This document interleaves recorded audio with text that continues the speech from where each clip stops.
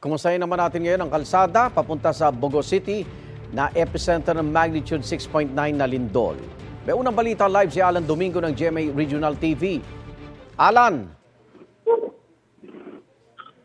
Yes, Igan, hindi bababa sa 20 katao ang nasawi sa pagyanig ng lindol sa Cebu pasado alas 9 kagabi. Napuruhan ang Northern Cebu kung saan nakapagtala ng 22 na casualty mula sa lungsod ng Bugo, bayan ng San Remigio at Pinilien.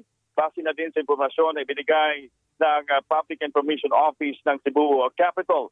Ang mga bangkay ay nakahilira ngayon sa labas ng Bugo Provincial Hospital.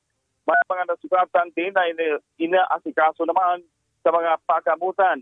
Samantala, nagdudot na malaking binsala sa mga istruktura at piniglas sa malumang gusali kabilang na mga simbahan na gumuho dahil sa lakas ng lindol. Agad naman nag-deploy ang Cebu Provincial medical team nag-asistiso sa mga nasugatan. Igan, ngayon nagto tayo sa barangay Damulog sa bayan ng Sugod kung saan nadaanan natin ang nakapanlulumong sitwasyon ng isang matandang babae na patuloy na nire-retrieve ang kanyang katawan matapos na daganan ng malaking bitak ng bato ang kanyang bahay sa gilid ng karsada. Ang naturang senior citizen ay 67 years old at nahirapan yung mga rescue na makuha ang kanyang katawan dahil pati ang kanyang katawan ay nagaganan din sa bato na sumama sa kanyang bahay.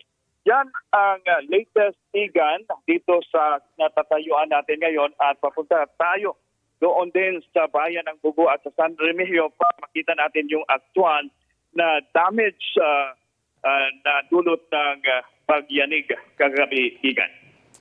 Alan, sa mga nadaanan mo ba, mahirap ba yung bumiyahe dahil sa mga debris nagkalat?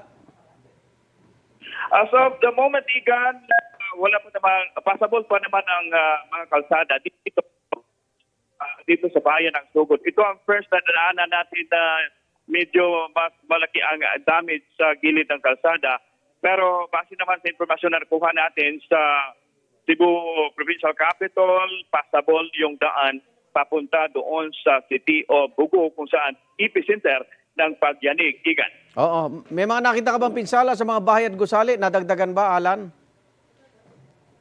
As of the moment, dito sa bayan ng Sugod, ito pa lang yung bayan na may nakikita tayong may mga danyos sa mga istruktura. Hindi ganon kalala compare sa doon sa San Remigio at sa Bugo, Igan. Maraming salamat, Alan Domingo ng GMA Regional TV. Ingat!